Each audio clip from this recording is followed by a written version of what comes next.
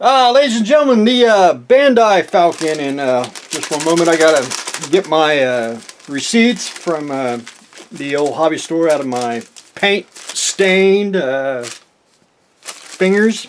That's 1, 2, 3, 4, 5, 6, 7, 8, 9, 10, 11, 12, 13. 13 receipts. That's where I spend all my money at the hobby store. So anyway, most of this is I won't say tax deductible, but anyway, some of it's personal, some of it ain't. And anyway, that is the Bandai Falcon. I am just about done, and probably one more video and we'll wrap it up.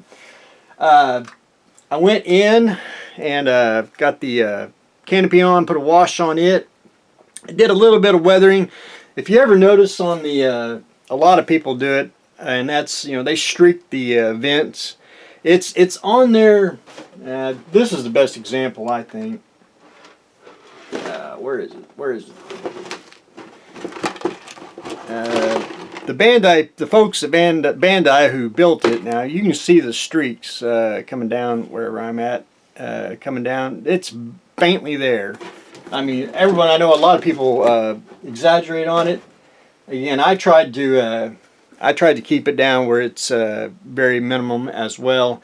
And I took, I did an airbrush once with it, and then I went in with just a little bit of pigment powder, and a little brush here, and basically just put a little pigment powder and brushed it down, streaked it, and it gives it the a little bit of the effect there. And then I just went in and finished putting washes a few other places. There is, however, a few little, let me say this. You might be able to see some of the streaks, like right through here. Very, very subtle, because it is on there on the Falcon. And I'm not putting like all the streaks on. We just want the flavor of it. And to do stuff like that, you can use a brush. There's many, many options. I'm going to use watercolor pencils, and AK Interactive, they have their set of pencils, and they're always sold out here around the at the hobby store. They have like singles you can buy, which most time I just need a color. It's worth to get it, but not either, because you should just get the set, get all the pencils. But anyway, they come single. The AK has more of, I think, I call it the dirty line. A lot of earthy colors, and their stuff is real good to use.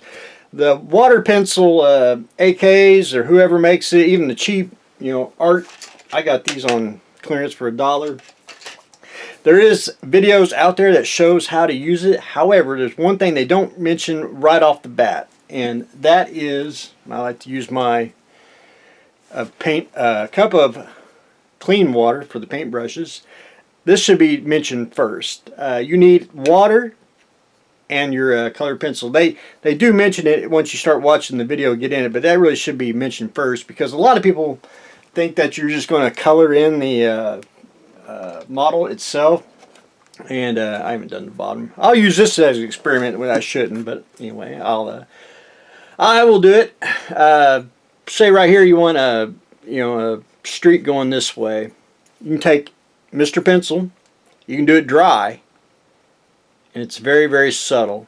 And you make it thick, you make it thin, however you want to do it, and it's pretty stout. I mean, it don't rub off. You can get very, very faint how you want to do it. However, with the water, if you can see it, water pencil, you can just dip it, and it's I'll try to use my finger here. See how it the pigment wants to come off? And now that's actually really rich if you did it this way. So you can do a little more darker right through here. You can take, for example, brush, keep it wet,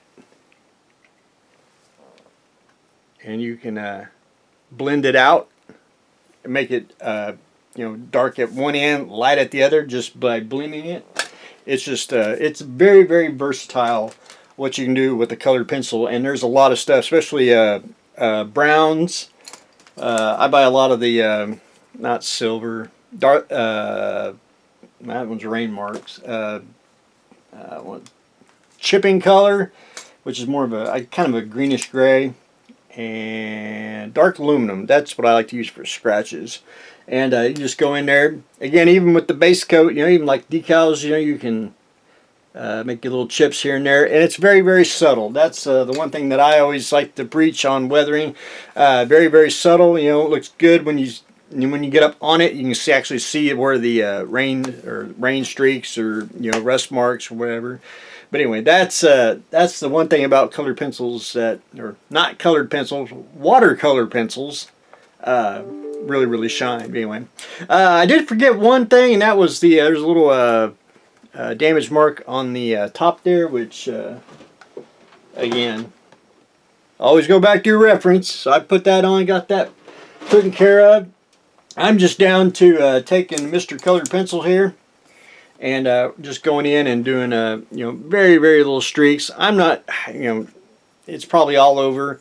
I'm just trying to get the flare of it, you know, just enough to, you know, say, hey, you know, it's on there, and you do see it. So anyway, that's where I'm on the Falcon.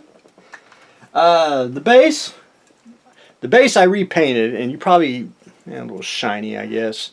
It will be dulled down. I painted it basically a sand color, and I went in and dry brushed, and you probably can't see it, but right on the tips is basically white and sand mixed together, and just get the tops. I'm going to go in with a little bit of pigment powder up on top there, and we're going to do a little just a light, I want to say glaze is what I really should do, and I don't do a lot of that, and I really can't do it on sand.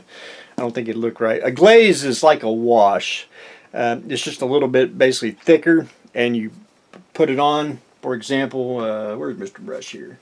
You put your glaze on, and basically take your you can basically take a napkin and wipe it off, and it gets in on the crevices. That's a technique that I really don't do. I probably should do more of it, but who knows? Maybe down the road we'll tackle that together. But anyway, I'm going to tone that down. That's pretty much about it on the base, and basically we'll start wrapping that up and put a sealer on it, and we'll probably do one more video on it and call it done.